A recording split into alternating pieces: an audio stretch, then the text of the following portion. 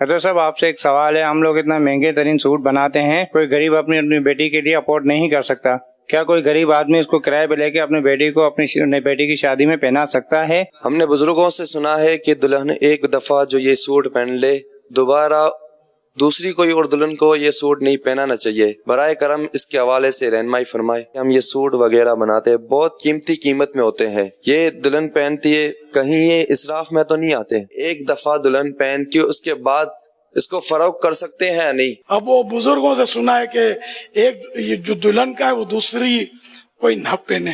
مجھے یہ شک پڑتا ہے کہ کسی امبرائڈر نے ہی ہو سکتا ہے کہ یہ چلائی ہو کہ وہی بزرگوں نے منع کیا ہے تاکہ جس کو بھی پہننا ہے دلہن کو تو ہم سے نیا بنوا لے، ورنہ سارا یہ آپس میں پہنتے رہیں گے تو ہمارے پاس کون آئے گا۔ یہ ایک میرے کو شک ہے، خدا بہتر جانے۔ تو یہ اس کا کوئی اس میں دم نہیں ہے اس بات میں۔ ایک دوسرے کے کپڑے تو ہم پہنتے ہی ہیں نا۔ مال غنیمت میں غیر مسلموں کے جو کپڑے آتے تھے تو صحابہ کرام علیہ رضوان کو پہننے کی اجازت تھی، وہ پہن کر نماز بھی پڑھنے کی اجازت تھی۔ تو ایسا کچھ نہیں ہے، یہ ہمارے یہاں ہوتا ہے کہ ایک کا اترا ہوا دوسرا نہ پہنے، یہ تھوڑا عیب مانا جاتا ہے، تو یہ حقیقت میں کوئی عیب نہیں ہے۔ تو اب یہ دلہن جو عمدہ لباس پہنتی ہے اس میں بھی کوئی عرض نہیں کہ 1,00,000 کا یا 12,00,000 کا ہے۔ نیت کیا یہ دیکھا جائے گا۔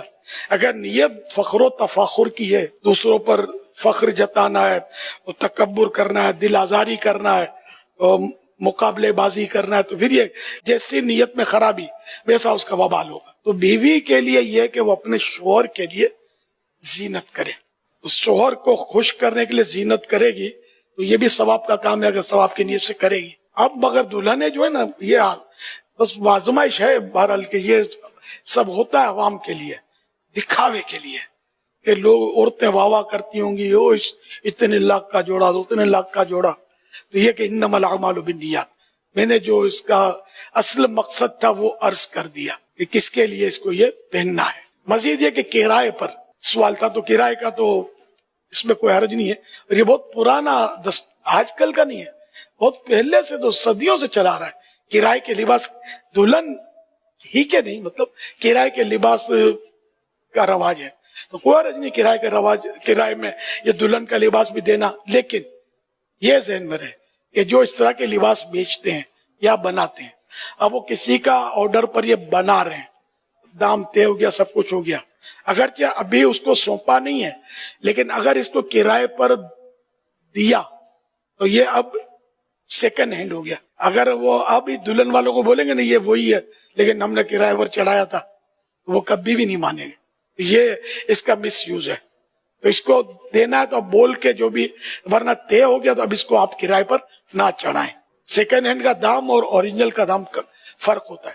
یہ بغیر بولے دھوکے سے کام نہ چلائے کہ پیور ہے، بالکل نیو ہے، کسی نے اس کو ٹچ نہیں کیا ہے، ایسی باتیں نہ بنائیں۔ ایک سوال یہ بھی تھا کہ اب اگر دلہن نے پہن لیا تو کیا یہ اس کو بیچ سکتی ہے؟